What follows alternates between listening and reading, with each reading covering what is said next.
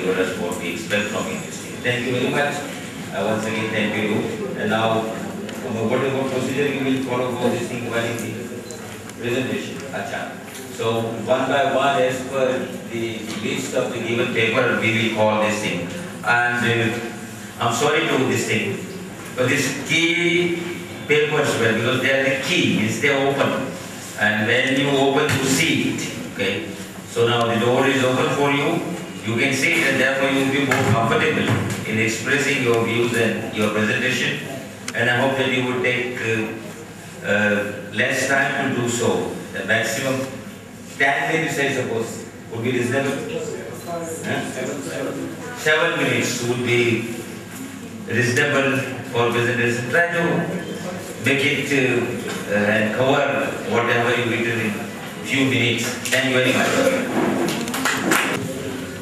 I am directed to inform of the organizer and also with the permission of the chair that those who are going to present their paper will only be included in the final souvenir. So I request all the researchers that you please present your paper over here. If you are not able to present the paper here, then it will be very difficult from the organizer's side to include your paper in the final souvenir. Now I will be calling the researchers and the presenters as per the abstract list. They need to come here and within 5-7 minutes is the humble request that you please finish your findings. Thank you.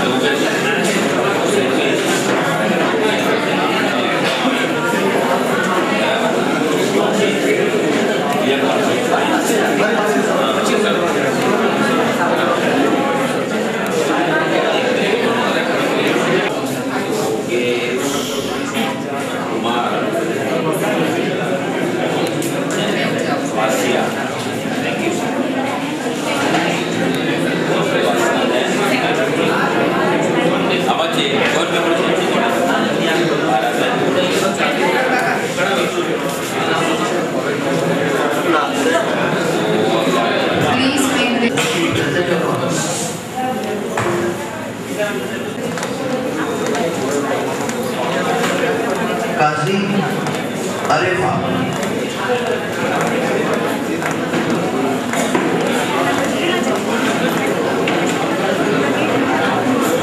Qazi Arifa.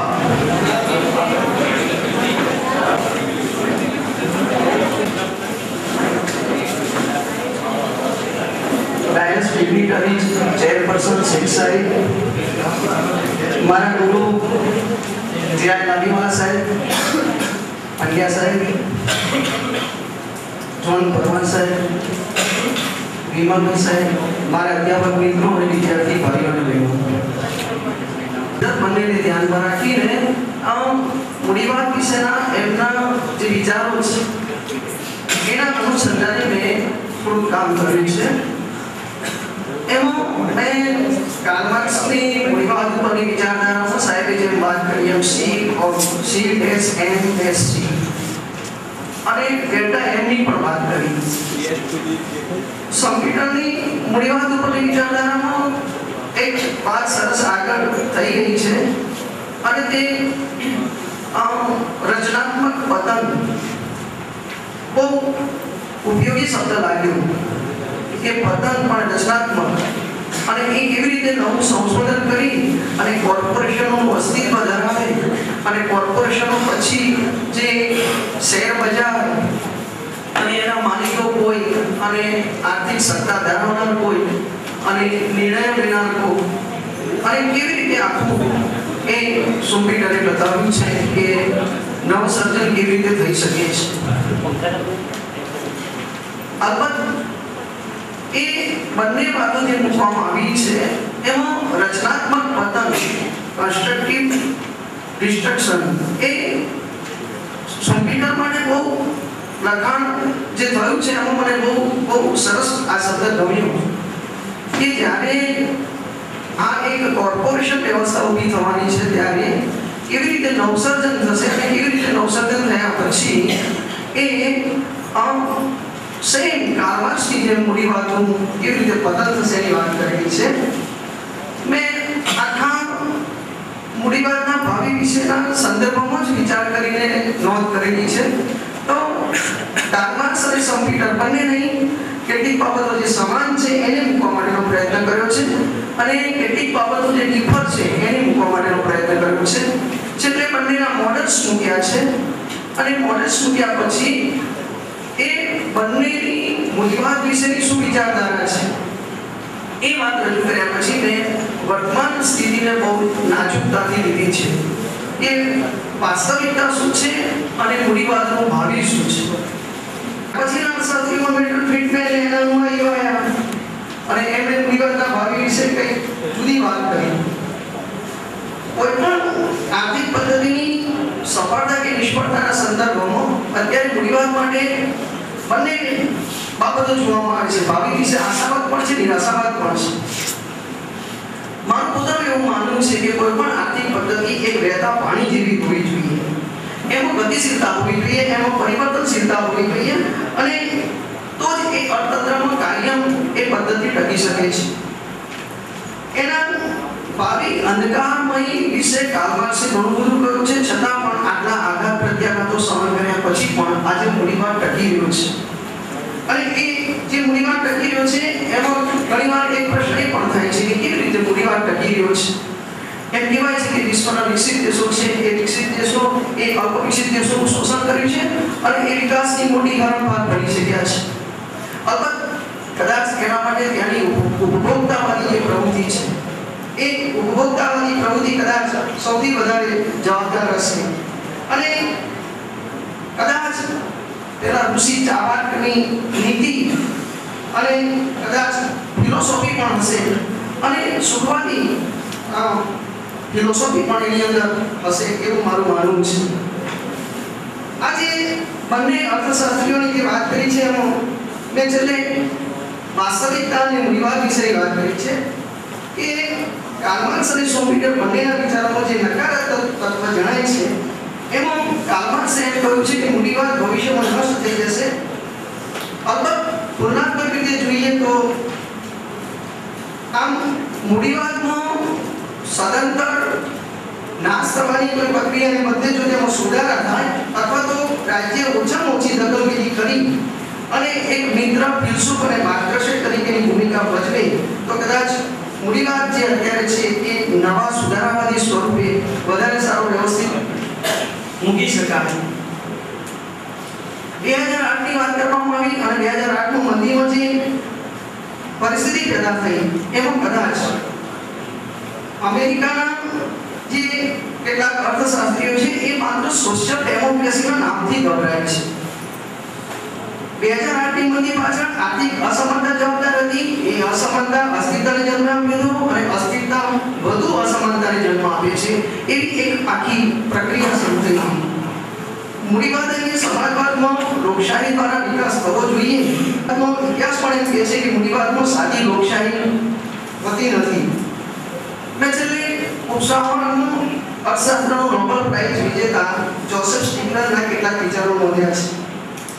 સ્વાસ્થ્યના ક્ષેત્રમાં પણ અને અસુરક્ષિતતાના ક્ષેત્રમાં પણ જો એનો વ્યાપ વધે તો એ ખરેખર આગળ નીકળી શકે એમ છે. એ લોકોએ પણ સ્વીકાર્યું છે. આજે પણ અમેરિકામાં ગરીબીનો દર લગભગ 16% જેટલો છે. અસમાનતાના મૂળમાં બજારો છે પરંતુ બજારોની પોલિસી સરકાર કરે છે અને આર્થિક અસમાનતાના મૂળમાં જે બજારો છે એ અસ્તિત્વને વધુ જન્મ આપે છે. આ બધી વાતો મેં મૂકવા માટેનો પ્રયાસ કર્યો છે. અમે બંનેને આ પેપર પ્રેઝન્ટેશન લખ્યું છે. અર્થકારણના દરેક ક્ષેત્રમાં ઇજારાના વલણો સર્જાય છે. વૈશ્વિક મૂડીવાદથી ગરીબી, બેકારી, કુપોષણ, વિષમતા, અસમાનતા, ભૂખમરો વધ્યા છે. વર્ગવિગ્રહ વધવા લાગ્યો છે. વર્ગભેદ અને વર્ગસંઘર્ષના કારણે વર્ગવિગ્રહ થવા લાગ્યો છે. વૈશ્વિક મૂડીવાદથી માત્ર આર્થિક જ નહીં પણ સામાજિક, રાજકીય, સાંસ્કૃતિક પ્રશ્નો વધ્યા છે. વૈશ્વિકરણ એ વિશ્વના ગરીબ અને અવિકસિત દેશના 5 માર્ક કરે છે. આથી તેઓ વિશ્વમાં વિરોધ થઈ રહ્યો છે. સમાજવાદમાં સરકાર અને કેન્દ્રીય આયોજન પંચ દ્વારા પ્રકારની વ્યવસ્થા કરવામાં આવી છે. અર્થકારણનું સમગ્ર સંચાલન વહીવટી તંત્ર દ્વારા કરવામાં આવે છે. તેમાં ચોમાસાની શિથિલતા, કૌભાંડો, લાગવા, બિનકાર્યક્ષમતા જેવા ગંભીર વહીવટી પ્રશ્નો પ્રવર્તે છે. આર્થિક પદ્ધતિ એટલે દેશના આર્થિક પ્રશ્નો ઉકેલીને દેશનો ઝડપી વિકાસ સિદ્ધ કરવા માટે સુસંગઠિત, ચોક્કસ સંસ્થાગત અને માળખાગત વ્યવસ્થા જેના દ્વારા દેશના આર્થિક પ્રશ્નો હલ કરીને દેશનો ઝડપી વિકાસ કરવા માટે પ્રયાસ કરવામાં આવે છે. મૂડીવાદ ગુજરાતીમાં એક યુક્તિ છે કે નાના વિનાનો નાચ્યો અને નાને નાથા લાલ. આ યુગમાં નાના વિનાના માણસની કોઈ કિંમત નથી.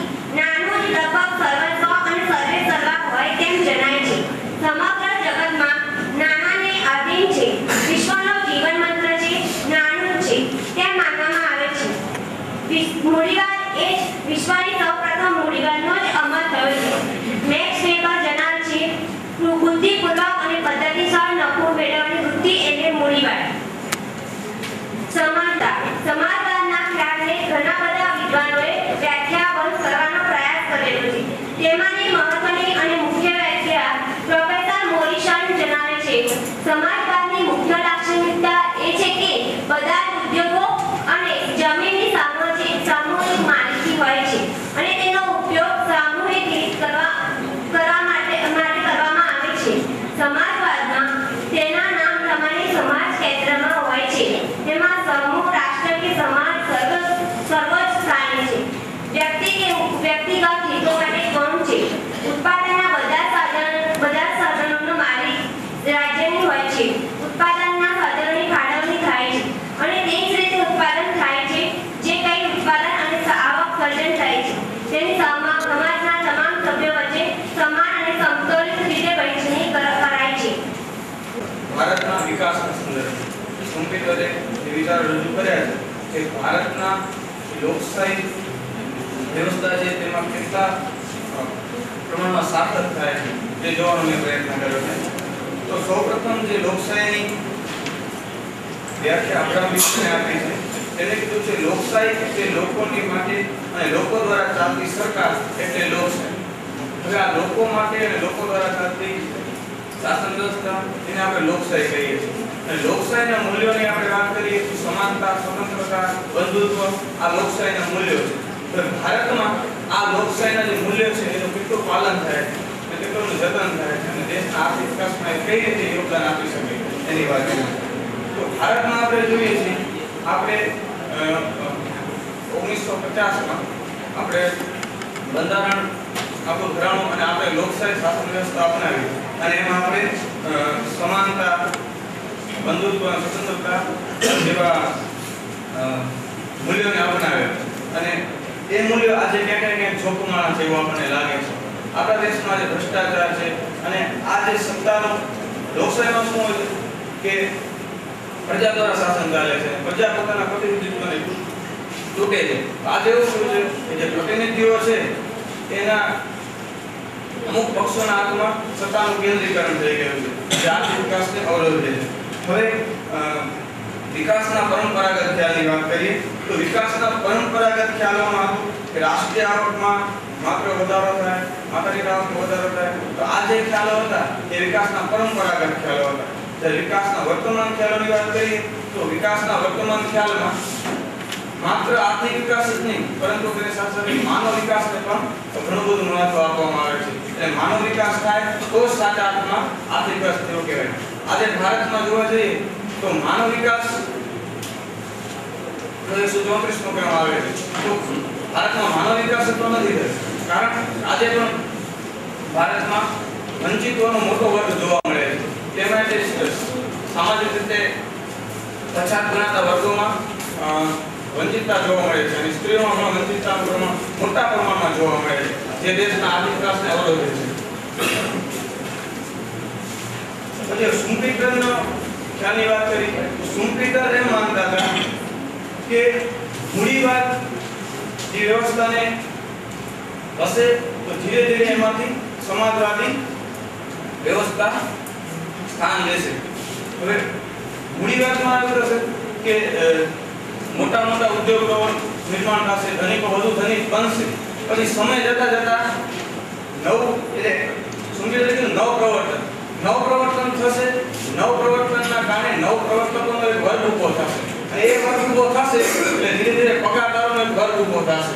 એના કારણે મૂડીવાદ હશે એનું જે પહેલા જે રૂપ હતું એ આખું બદલાઈ જશે અને એમાં સામાજિકરણ થઈ જશે અને આવી રીતે રૂપ બદલાઈ જશે. એટલે તો ભારતની વાત કરીએ તો ભારતમાં તો જોઈએ કે મોટા ભાગનો વર્ગ વંચિતોનો છે, એટલે સ્ત્રીઓને સ્વતંત્રતા નથી, બરાબર, અને સામાજિક રીતે પછાત ગણાતા જે વર્ગના લોકો છે એને વિકાસમાં તો ફાળો આપવામાં આવતો નથી.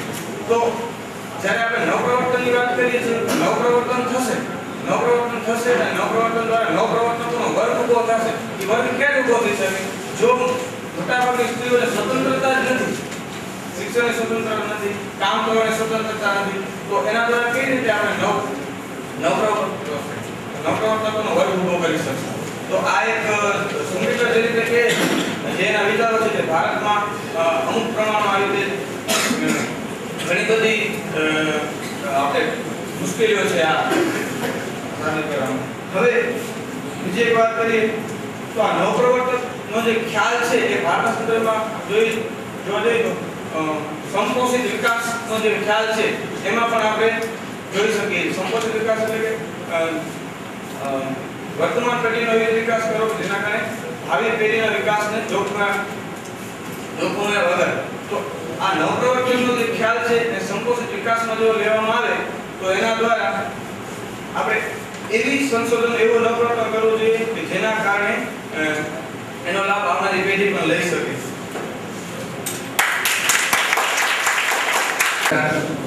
નામ છે વસા આપું, સૌરાષ્ટ્ર યુનિવર્સિટીમાંથી આવું છું. મારો આજનો વિષય છે મૂડીવાદ, સમાજવાદ, લોકશાહી અને આર્થિક વિકાસ. આપણે અત્યારે જોઈએ છે કે આ બધી પદ્ધતિઓ છે તે પદ્ધતિઓનો અંતિમ હેતુ આર્થિક વિકાસ સાધવાનો છે. કહેવાય કે ભાઈ એમ આપણે નાણાંમાં જોઈએ છે કે નાણું એ સાધન છે, સાધ્ય નથી. તેવી જ રીતે આ પદ્ધતિઓ જે છે એ સાધન છે. અત્યારનો દરેક માનવી, દરેક સમાજ, દરેક દેશ કેવી રીતે વધુમાં વધુ આર્થિક વિકાસ સાધવો તે દિશામાં આગળ વધે છે. આ માટે આ બધી પદ્ધતિઓ અમલમાં આવી. એમાં એવું કહેવાય છે કે ભાઈ લોકશાહી સૌથી સારી પદ્ધતિ. લોકશાહી દ્વારા લોકોનો સર્વાંગીણ વિકાસ થઈ શકે. મેં આ મારા પેપરની અંદર ભારતના સંદર્ભમાં આપણે કહેવાય કે ભાઈ ભારત એ સૌથી મોટો લોકશાહી ધરાવતો દેશ છે. આપણે કેટલે અંશે એમાં સફળ થયા છે આજના તબક્કે. આપણે આગળનું ન જોતા 1950 થી લઈ અને આજ સુધી જે 65 વર્ષનો સમયગાળો ગયો તે સમયગાળામાં આપણે લોકશાહી પદ્ધતિ દ્વારા આપણા દેશનો કેટલો આર્થિક વિકાસ સાધી શક્યા. આપણને એવું લાગે કે આપણે આ 21મી સદીમાં આપણે ઘણો બધો આર્થિક વિકાસ સિદ્ધ કરી શક્યા હોય કે જે દેશમાં આપણે વારે વારે આમાં મારા પેપરની અંદર જે મારે જે કહેવાનું હતું તે એવું છે કે આજના 65 વર્ષના તબક્કો નીકળી જવા છતાં પણ આજે ઇમ્યુનાઇઝેશન માટે આપણે સામે એની ઘરે જવું પડે છે. એટલે અંતે તો આપણે આર્થિક વિકાસ સિદ્ધ કરવો છે. અત્યારે આર્થિક વિકાસ કોને કેવો એ જ નક્કી નથી થતું. દર 3 વર્ષે એમાં એક નવો મુદ્દો ઉમેરાય છે. તાજેતરમાં SDI હ્યુમન ડેવલપમેન્ટ. તો આ આર્થિક વિકાસ માટે શું કરવું જોઈએ? આ બધી પદ્ધતિઓ કેવી રીતે તેને સફળ બનાવી શકે? વૈશ્વિક વાત નથી કરતો, માત્ર ભારતના સંદર્ભમાં વાત કરું છું કે આપણે જે સમસ્યાઓ છે એ સમસ્યાઓનું નિરાકરણ કેવી રીતે લાવવું, તો જ આપણે આ સમસ્યાઓ દૂર થાય તો જ આપણે આર્થિક વિકાસ સિદ્ધ કરી શક્યા એવું કહેવાય. આપણે વારે કહેતા હોઈએ છીએ કે સરકાર આ નથી કરતી, નગરપાલિકા નથી કરતી, જિલ્લા પંચાયત આ નથી કરતી. તો શું આ સમાજ અને દરેક વ્યક્તિને જ્યાં સુધી વ્યક્તિ શિસ્તબદ્ધ અને શિક્ષિત ન થાય ત્યાં સુધી આર્થિક વિકાસ શક્ય ન બને. ચાહે કોઈ પણ પદ્ધતિ હોય, પછી સમાજવાદ હોય, લોકશાહી હોય, મૂડીવાદ હોય. ડોક્ટર અબ્દુલ કલામ જે રાષ્ટ્રપતિ હતા ત્યારે તેમણે એક વાક્ય કહેલું દેશના યુવાનો સંબંધી કે આપણે રોડ ઉપર કચરો નાખીએ અને એ જ વ્યક્તિ 10 લાખની ગાડી લઈને 2.5 કલાક પછી નીકળે અને એવું વિચારે કે ભાઈ નગરપાલિકા વાળા સાફ નથી કરતા, તો શું દરેક વ્યક્તિની પાછળ સરકારનો એક માણસ ઉભે? તો આ જે પદ્ધતિઓ છે આ તો એક સિસ્ટમ છે, બરોબર? પદ્ધતિઓ આ ભારતની હું જ્યાંથી આવું છું તે રૂરલ ડેવલપમેન્ટ એટલે NGO માંથી આવું છું, એટલે ગ્રાસરૂટ લેવલ ઉપર કામ કરું છું. તો ત્યાંની જે પરિસ્થિતિ છે, આપણી જે સિસ્ટમ છે, આ એક પદ્ધતિ છે ને કે ભાઈ આ પદ્ધતિ દ્વારા આપણે આર્થિક વિકાસ સિદ્ધ કરવો છે. તો આપણે ક્યાં પહોંચ્યા છીએ? સિસ્ટમ આજે આપણે 65 વર્ષથી જે BPL પરિવારો છે એને ગવર્નમેન્ટ મકાન આપે છે, એને રાશનિંગનું સામાન આપે છે, એને માટે તાલીમની વ્યવસ્થા ગવર્નમેન્ટ કરે છે, એને માટે લોનની વ્યવસ્થા બેંક આપે છે ધંધો શરૂ કરવા માટે. તો 65 વર્ષની અંદર આપણે જે એટલી બધી એને સહાયો આપી, અંતે તો 65 વર્ષે એ વ્યક્તિ તો BPL માં જ છે. તો આપણી સિસ્ટમ ખોટી છે એવું માનવું પડે કે આપણી સિસ્ટમ ખોટી છે. 65 વર્ષમાં આપણે એટલી બધી સહાય કરવા છતાં કાંઈ પરિવર્તન નહીં. તો એ વ્યક્તિ BPL ની બહાર નીકળી જવી જોઈએ ને. એટલે સિસ્ટમ બદલવાથી ઘણી બધી અસરો પડે.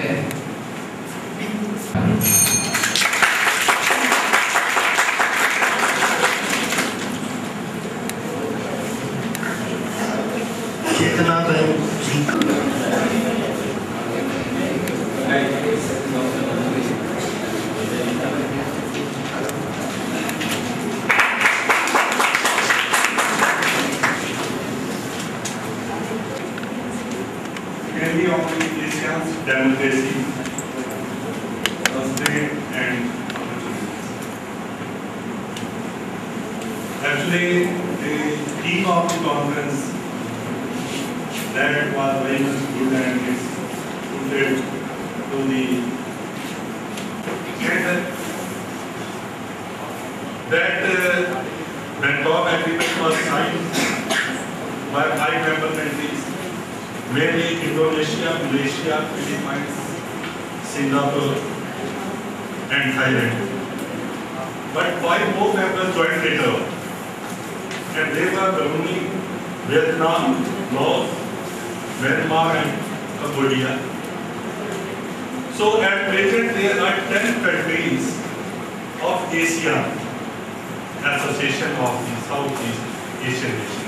There is a group and we have to discuss about the democracy level of that group and what are the problems and constraints they are facing for restoring the democracy process. So it is economic progress mainly. And in this way, they want to increase their stability also. Area that was formed from 2003. So actually, in November 2002, the leaders of the Asian group, they agreed to transform Asia into an Asian economic community by 2020. So this agenda is being carried out. Now, at present, Asians, they have been comprised mainly on the three pillars. On the first pillar, raising Asian economic community. On the second, they have the Asian security community. And thirdly, Asian social cultural community. So these three pillars of Asians, they are working at present also. So actually this is the second pillar, that is the Asian security community. That is imperative of promoting democracy and respect of human rights as the objective of the Asia. So in the past 3 decades, we can see this thing that key Asian countries, they have become more democratic, especially particularly Philippines in 1986, Thailand in 1988, and more recently Indonesia in 1999.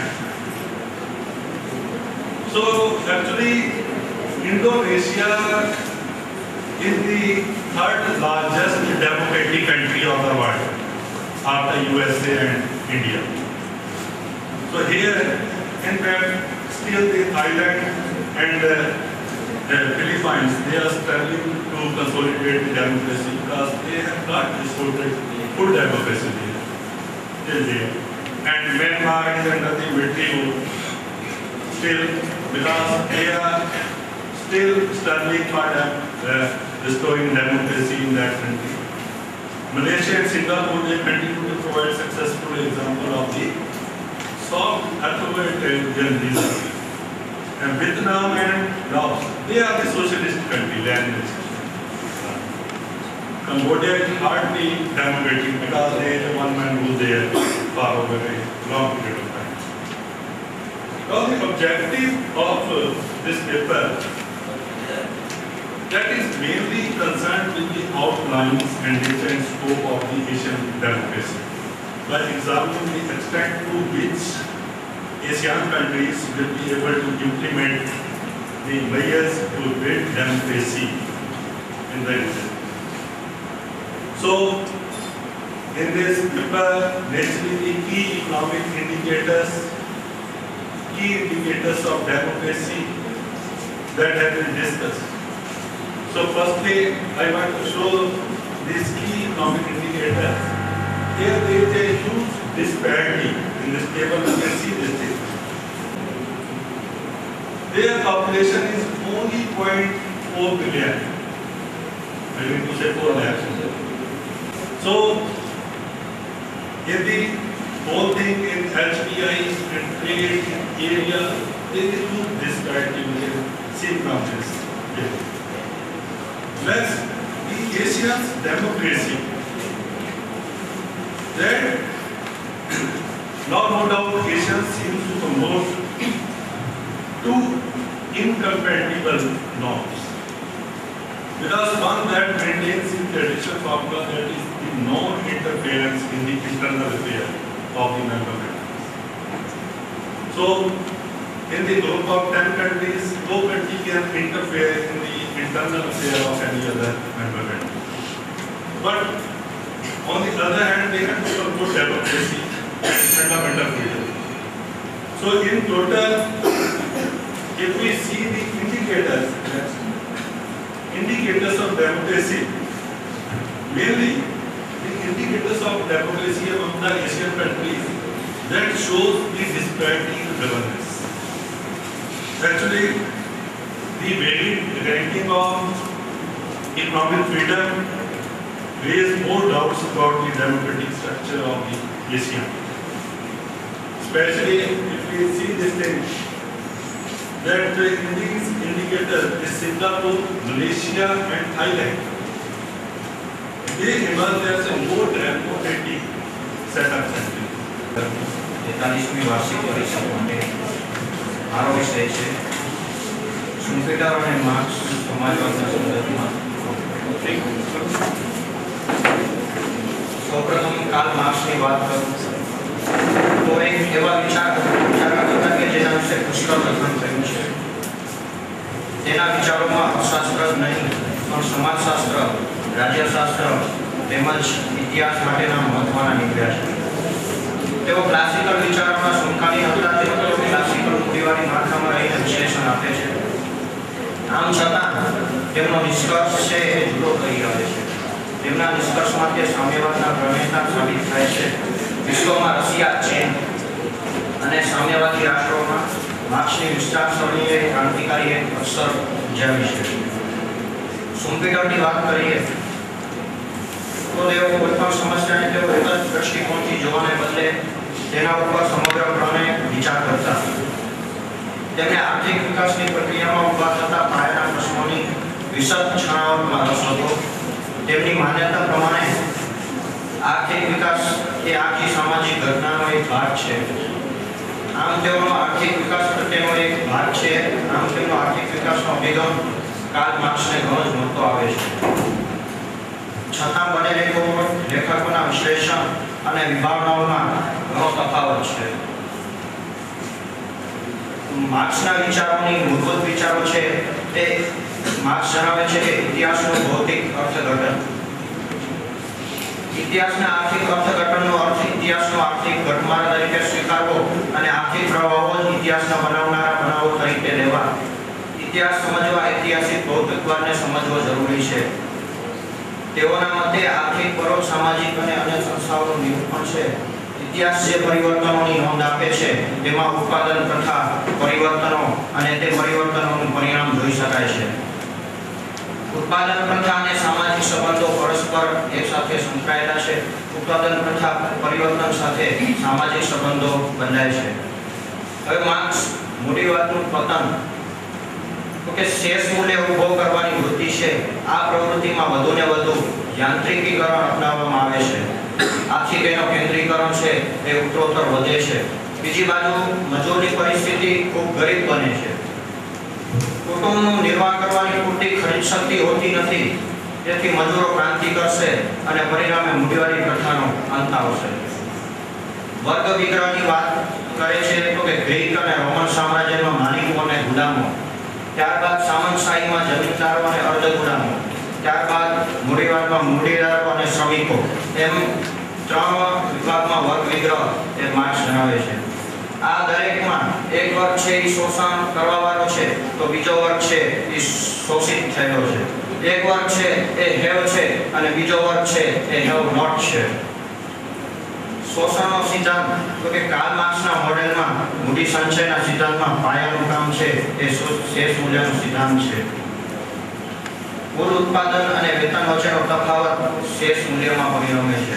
સુમ્પીટરના વિચારોને દર્શાવીએ તો સુમ્પીટર છે એ મૂડીવાદ માટે ખૂબ જ ઊંડો આદર ધરાવતા હતા. તેઓ એમ ક્યારેય માન્યું નથી કે મૂડીવાદ થતો ઝડપી આર્થિક વિકાસ એ સામાજિક દૂષણો ઊભા કરે છે, પણ સમાજવાદીકરણ જરૂરી છે. મૂડીવાદી માળખામાં મજૂરોની પરિસ્થિતિ સુધારે તેવા કાર્યક્રમો અને નીતિઓ મૂડીવાદના અસ્તિત્વ માટે જરૂરી છે. સુમ્પીટર જે વિચાર પ્રદર્શિત કરેલો તે પ્રકારનો મૂડીવાદ આજે મૂડીવાદી દેશો, ખાસ કરીને વિકસિત મૂડીવાદી દેશોમાં જોઈ શકાય છે. તેઓ કહેતા કે capitalism alone can't survive, but capitalism with socialism can only survive. આથી તેઓમાં માર્ક્સની વિચારસરણીનો અંશ જોવા મળે છે. મૂડીવાદનો ભાવિ તો કે સુમ્પીટર કહે છે કે મૂડીવાદનો ભાવિ છે એ નિરાશાજનક છે. તેઓ જણાવે છે કે સમય જતાં મૂડીવાદનો નાશ થશે, તેને સ્થાને સમાજવાદી સમાજરચના સ્થાન લેશે. સુમ્પીટર યોજકોની નિષ્ફળતા નહીં પરંતુ તેઓની અદ્ભુત સફળતા એ મૂડીવાદનું પતન લાવે છે. યોજકોની સફળતા આર્થિક અને સામાજિક માળખું બદલતા નથી, પરંતુ સંસ્થાકીય માળખું પણ બદલે છે. મેળવનાર વર્ગ વેતન મેળવનાર વર્ગમાં રૂપાંતર પામે છે. મૂડીવાદી માળખું એનું મૂળ સ્વરૂપ છે કે આમાં ગુમાવી દે છે. અર્થતંત્રનું સામાજિકરણ થાય છે. અર્થતંત્રમાં ખાનગી મિલકત પર આધારિત મૂડીવાદી માળખાને બદલે સંયુક્ત માલિકીની કંપની, મોટા કોર્પોરેશન અને ઇજારા ગૃહો અસ્તિત્વમાં આવશે. આમ અર્થતંત્રમાં કોર્પોરેટ મૂડીવાદનો ઉદ્ભવ થશે. તે મૂડીવાદને તેના મૂળ સ્વરૂપમાં પ્રવર્તનના પરિણામે અસ્તિત્વમાં આવેલા ચક્રીય પ્રવાહ એક તેજી મનાવી અમેરિકા મૂડીવાદી પદ્ધતિ દ્વારા વિકાસ થયેલા દેશોનું સૌથી શ્રેષ્ઠ ઉદાહરણ છે. એટલે કે આજે જે મૂડીવાદની પદ્ધતિ છે એ એકદમ ગતિશીલ પદ્ધતિ જોવા મળે છે. મૂડીવાદ આજે જે મૂડીવાદ છે એ ગઈકાલે ન હતો અને ભવિષ્યમાં આ જે મૂડીવાદ રહેશે તે અંગે ઘણી શંકાઓ છે.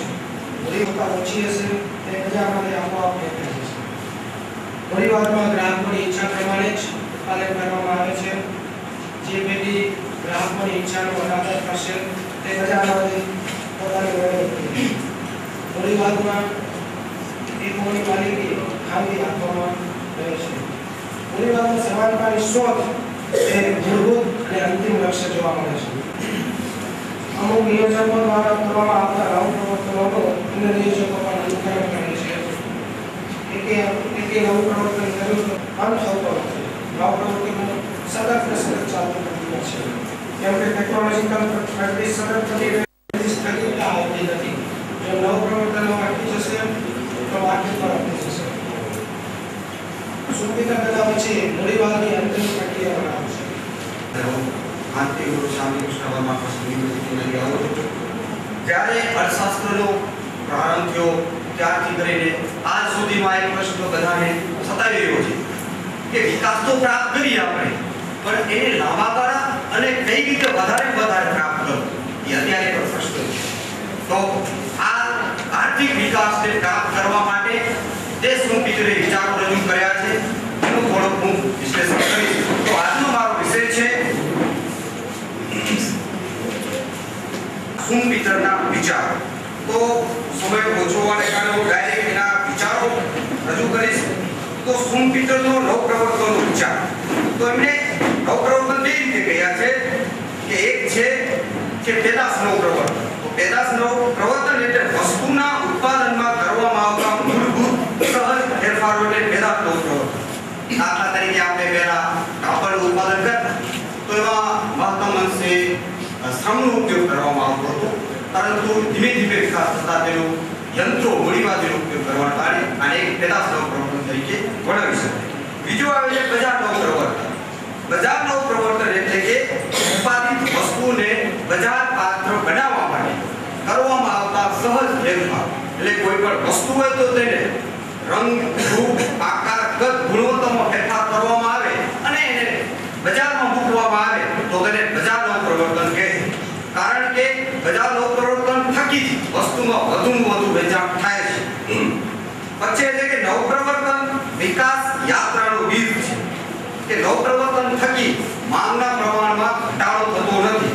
કારણ કે એક વસ્તુ આવે તો સીમાંત ઘટતા સીમાંત પુષ્ટિગુણનો નિયમ લાગુ પડે છે, પરંતુ વસ્તુના નવપ્રવર્તન થવાને કારણે તે નિયમ એમાંથી બાદ બાકી જાય છે. એટલા માટે નવપ્રવર્તન એ વિકાસનો બીજ છે. પછી જે નવપ્રવર્તન વિકાસ અને વૃદ્ધિનો નિર્દેશ કરે છે. કોઈ પણ દેશ હોય, રાષ્ટ્ર હોય, જો એમાં નવપ્રવર્તન થતું રહેલું હોય તો ખરેખર આર્થિક વિકાસ અને વિકાસ પ્રાપ્ત કરતો હોય છે. એવો સુમ્પીટરનો મત છે. પછી જે લોકશાહીનો વિચાર, તો મૂળભૂત રીતે વિકાસની ઝંખના માટે સ્વતંત્ર જરૂરી છે. આપણા ભારતીય કુમાર સેને પણ સ્વતંત્ર ઉપર ઘણા વિચારો પોતા રજૂ કર્યા છે કે જો વ્યક્તિને સ્વતંત્ર રીતે કાર્ય કરવા દેવામાં આવે ખરેખર વ્યક્તિની, સમાજની, દેશની, રાષ્ટ્રની, વિશ્વની બધાની સમૃદ્ધિમાં વધારો થાય છે. હમણાં જે આપણે એનું ઉદાહરણ લઈ વિશ્વરૂપનું ફિલ્મ, તો ખરેખર સેન્સર બોર્ડે એને આપી દીધી કે હવે પિક્ચર રજૂ કરો, પરંતુ અમુક સ્વતંત્ર નથી. લોકશાહી હોવા છતાં સ્વતંત્ર નથી આ ભારતની. તો આને લોકશાહી ન કહેવાય મિત્રો, લોકશાહી આપણા ઉપર બેસાડી દેવામાં આવે.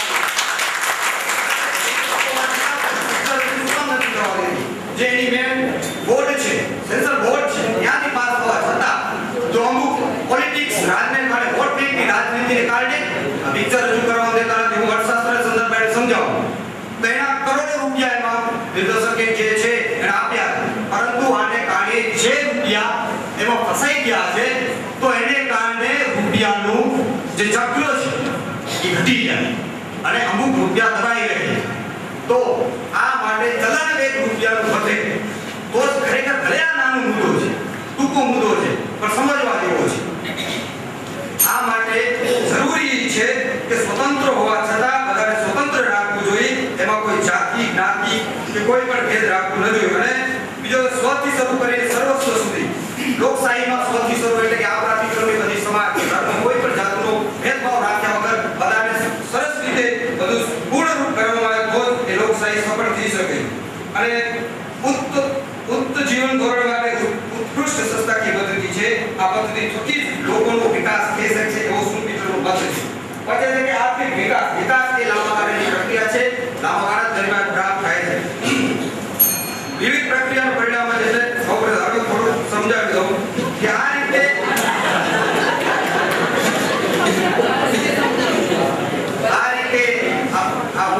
આ મંચનો ઉપયોગ કરીને એક જ કહીશું, ભલે તમે રસ્તાઓ પરંતુ નાગરિક ધર્મ તમે ફરજ બજાવો, કારણ કે નાગરિક ધર્મ થકી આપણા રાષ્ટ્રનો અને વિશ્વનો વિકાસ થશે. કારણ કે વિકાસ કરવા માટે આપણે કોઈ પણ ફરજ બજાવતા નથી. આથી હું અહીંયા આ મંચનો ઉપયોગ કરીને બધાને કહું છું, હું કે આ બધા પ્રોફેસરો પણ એમાં સામેલ છે, બહાર જાય એટલે પૂરો બધા ભૂલી જાય છે. આ માટે નાગરિક ધર્મ એ શરૂ કરવું જોઈએ.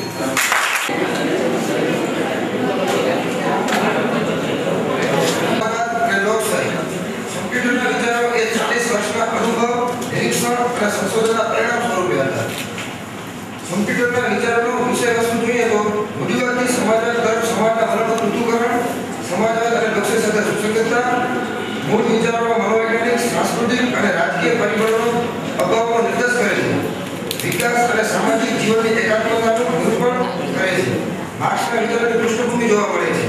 માર્ક્સ અને કમ્પ્યુટરની સામ્યતા આર્થિક વિકાસ સ્વરૂપ એટલે સમાજવાદ.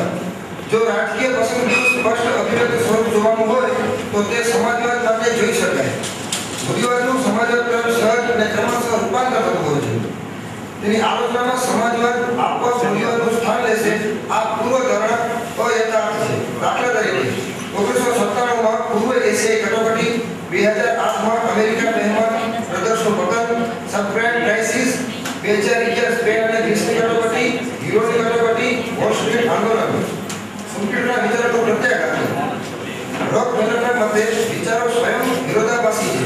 જેમ કે મૂડીવાદનો નાશ તેની સફળતાના કારણે છે અને મૂડીવાદનો નાશ તેની નિષ્ફળતાના કારણે પણ છે. પેરોટોના સામાજિક સંતુલનના વિચારોમાં કમ્પ્યુટર લગભગ અદ્રશ્ય છે. સામાન્ય પરસ્પરાવલંબન બંનેના વિચારોનો હાથ છે, પરંતુ બૌદ્ધિકોમાં જોવા મળતી વિચારોની સામાજિક ભિન્નતા તાર્કિક છે. આથી કમ્પ્યુટર પેરોટોના વિચારોથી અલગ પડે છે. Thank you. Good afternoon, dignitaries on the dais and off the dais, my co-participants, myself, Poonam Singh and Dr. Neeta Shah are the co-paper presenters on the topic Venture Capital and Innovative Practice. We are from T.N. Joshi Women's College, Mumbai.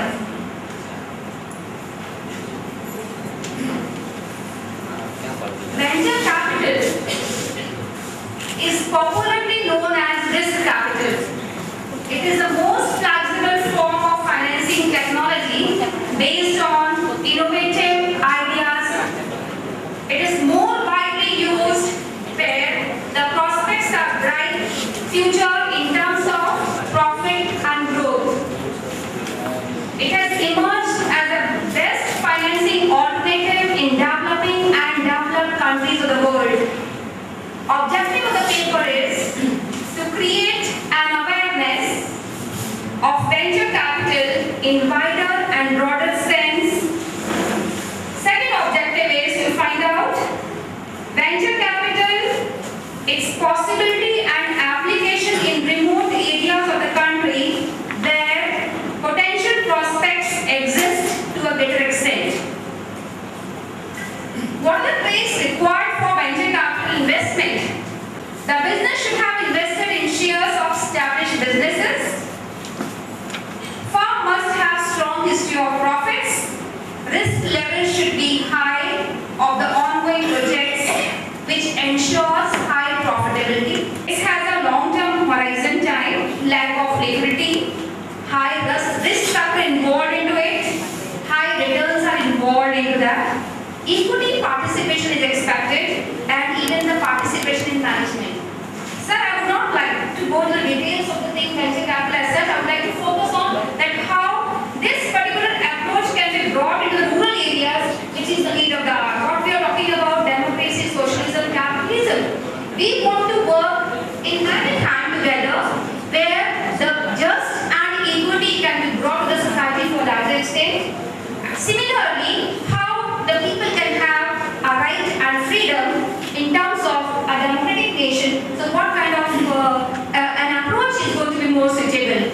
If you look at the advantages, it is long-term equity finance, very, very true, based on the future prospects of growth.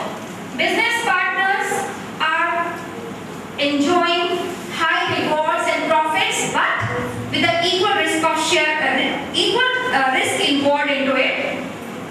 And the very important advantage is that it is also based on the practical experiences of how a particular firm is performing accordingly. On the basis of the past experiences, they are getting more and more motivation and the future prospects are there for those companies. It also adds up to the value of the company in terms of the networking and the contracts which are given in different areas. And if you look at what exactly is going to be a very, very effective in terms of that, if the boosts are taken up in the rural area to take up this particular practice of venture capital, it can bring more and more rewards because the potential prospects which are there in the rural area are enormous. That's what if you look at the skill of Gujarat people, skill of Maharashtrian, skill of people in Madhya Pradesh, people in Kashmir, we see that even the tribals, very, very down to earth people, their education is not there, but they have skill. So on the basis of their skill, what they possess in terms of embroidery, in terms of creativity, in terms of handicraft of different types, how can we brought up these issues which are there with them, inherited qualities which are there in them to bring an equal and just societies in the country. So keeping in mind that, of course, I would like to say the government has to be very, very open. Public participation is very, very important, essential to motivate and promote this venture capital. Private are there, but even the public sector has to come hand in hand.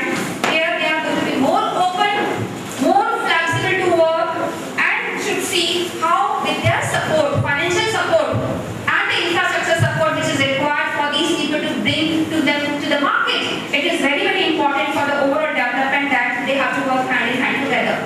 જ્યારે પોતાની હોય છે તે પોતાની માલિકી ધરાવતો હોય છે સમાજવાદમાં તે પોતાની માલિકી ધરાવતો હોય પણ તે પોતે તેનો માલિક હોતો નથી પરંતુ લોકશાહીમાં લોકો દ્વારા પોતાનું સ્વતંત્ર ચાલુ હોય છે તેથી લોકશાહીમાં પોતે પોતાનું મરજી પ્રમાણે તે રહી શકે છે અને અર્થતંત્રમાં પણ મૂડીવાદને કારણે લોકોમાં વૈશ્વિક મૂડીવાદથી ગરીબી બેકારી કુપોષણ વિષમતા અસમાનતા વધ્યા છે મૂડીવાદથી આર્થિક જ નહીં પણ સામાજિક રાજકીય અને સાંસ્કૃતિક પ્રશ્ન વધ્યા છે મૂડીવાદી આર્થિક પદ્ધતિ સૌથી જૂની આર્થિક પદ્ધતિ છે મૂડીવાદને સમજવા માટે મૂડીવાદ અર્થ સમજવો જરૂરી છે મૂડીવાદ શબ્દ મૂડી અને વાદ એવા બે શબ્દોનો બનેલો છે મૂડી એટલે ઉત્પાદનના માનવ સર્જિત સાધન જે અન્ય વસ્તુના ઉત્પાદનમાં મદદરૂપ થાય છે તેમજ આવકનું સાધન છે જેમ કે કાચો માલ વીજળી કોલસો ખનિજ તેલ ખાતર ટ્રેક્ટર યંત્રો ઓજારો મકાન વાહન વગેરે માનવ સર્જિત છે અને ઉત્પાદન કાર્યમાં સહાયક બને છે તેથી આ બધી મૂડી છે તે તેમ કહી શકાય મૂડીના ઉપયોગથી ઉત્પાદન પૂર્ણ પ્રમાણમાં થાય છે અને તેથી કાળક્રમે ઉત્પાદન પ્રક્રિયામાં મૂડીનો વધુને વધુ ઉપયોગ થતો કરે છે એટલે કે ઉત્પાદન પદ્ધતિમાં મૂડીના બંધી ગઈ છે WM ઉપાસ કહે છે કે મૂડીવાદ એ આર્થિક વ્યવસ્થાનું એવું સ્વરૂપ છે કે જેમાં માનવ સર્જિત અને કુદરત સર્જિત મૂડી ખાનગી માલિકીમાં હોય છે અને ખાનગી નફાના હેતુથી તેનો ઉપયોગ થતો હોય છે સમાજવાદી આર્થિક પદ્ધતિ મૂડીવાદી આર્થિક પદ્ધતિથી તદ્દન જુદી પડે છે રશિયા પોલેન્ડ યુગોસ્લાવિયા વગેરે જેવા ઘણા બધા રાષ્ટ્રોમાં જુદા જુદા સમાજવાદ જોવા મળે છે ભારતે પણ લોકશાહી દ્રવ્ય સમાજવાદી સમાજનું સપનું સાકાર કરવાનું વિરુદ્ધ ધ્રુવ્યું છે બીજી રીતે કહીએ તો દુનિયાના જુદા જુદા રાષ્ટ્રોએ પોતાની આર્થિક સામાજિક તેમજ રાજકીય પરિસ્થિતિને ધ્યાનમાં રાખીને સમાજવાદ અપનાવ્યો છે સમાજવાદ સંપીડન કહે છે કે સમાજવાદી સમાજ એટલે એવી સંસ્થાકીય વ્યવસ્થા કે જેમાં ઉત્પાદનના સાધનો અને ઉત્પાદન પર મધ્યમ વર્ગના સંસ્થાનો અંકુશ હોય આ બધી અનેક રાજકીય પક્ષો હોય તેમાં પણ લોકશાહી માટે વિઘાતક છે એમ બે સંગીન વિરોધાપક્ષ તે તંદુરસ્ત લોકશાહીનું ભરણ છે અને દરેક પક્ષના અલગ અલગ ઉમેદવારો રાખવામાં આવે છે. વિશ્વના આજે અર્થતંત્રમાં મૂડીવાદી, સમાજવાદી અને લોકશાહી જોવા મળે છે અને આજે અનેક દેશોમાં મૂડીવાદી અર્થપદ્ધતિને કારણે લોકોને પૈસા પરમેશ્વર ગણવા લાગે છે અને અર્થતંત્રમાં આજે સમાજવાદના વિકાસને કારણે અર્થતંત્રમાં આજે સમાજવાદના વિકાસને અને સમાજવાદમાં અનેક મતભેદો પણ જોવા મળે છે. My name is Ketan Mehta. I am a faculty in economics at Government Arts College, Maninagar, Ahmedabad. My topic for today's paper is capitalism, socialism and democracy. Analysis and interpreting of principles of economics are done with reference to capital by the economics method. Similarly, most of the principles of economics idea are evaluated with reference to economics methods of capitalism. Therefore, the study of capitalism is very much useful. It should also be mentioned that capitalism is the oldest economic system among all the prevailing economic systems. The history of capitalism economy is almost 200 years old before. Center world was run by capitalism. The US, West Germany, Japan have paved the way economics development only through capitalism economic system. The same is the case with England, where industrial revolution could be accomplished through the capitalism. Socialism is a financial structure in which all the material means of products are under social ownership, a part of common economics planning, and all the members have equal right to enjoy the benefits of the socially organized production system. The importance of socialism is a alternative to capitalism emerged in the 19th century. Socialism is the first stage on the path of the dealers of capitalism, and maximum is the last stage. However, capitalism is not completely destroyed in the stage of socialism. Some elements of stage of socialism to exist in socialism. Socialism come into being when the stage gets destroyed. There are mainly two types of democracy: parliamentary democracy, presidential democracy. Presidential democracy is in force in the US, whereas India runs on the parliamentary democracy. Democracy is such an organization where all the citizens can freely and frankly express their thought and they have their voice in the future. Decision of the right through the right to vote in election. Democracy is a system which is run by the political parties. Capitalism system in America, because it ordered to eliminate the limitation of capitalism economic system. Enter social life cannot be left on the whim of citizens, because in the free market system, interference of state is constituted for the regulation element to means and to avoid tensions. The state is to take measures to decrease unemployment. That capitalism has still prevented the original form. However, many other steps are also required to improve of increase market efficiency along with the flow of time. Hence, it can be said the America does not have pure capitalism. Socialism, the advocacy of socialism as an alternative to capitalism saw a rapid rise in the 19th century. Socialism is the first stage and Marxism is the last stage on the path of capitalism, because capitalism does not get completely destroyed in the state of socialism.